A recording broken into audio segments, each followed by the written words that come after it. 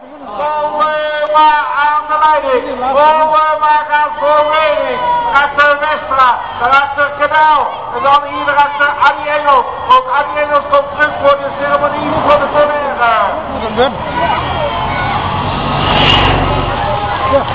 Goed, oké, ze worden hier met van de koning van Soekal getroffen. Laatste ronde, maar op laatst blijft Soekal.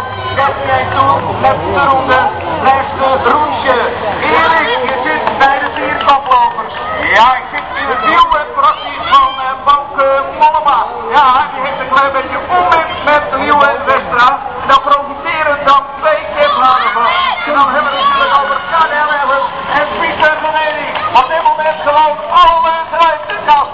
Oh, al weet hij over de wilde, dames en heren. Gewoon hier dus in zijn luisterfeit. Het is Pieter van Eding met KNL. Oh, een Australische, Friese boxing, dames en heren. We hebben een motortechnische mededeling. Attentie motorrijders, lichten graag uit voor de foto's. Ja, en we weten dus dat natuurlijk Canel Udders op de muur de Bretagne de allerbeste was. Maar is hij op de klok ook rapper dan Pieter Wening? Of komen de 2 achtervolgers nog terug? Wat gebeurt er, Erik? Ja, er wordt gereden horen en Pieter Wening op dit moment volgt de snelste man. En dan gaat het zo meteen gebeuren. Een spektakel in zijn luisterfeest.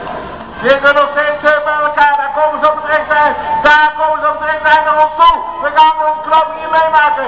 Wening of Evans, Wening of Evans. Daar komt de sprint, daar komt de sprint. Evans aan de leiding. En Wening kan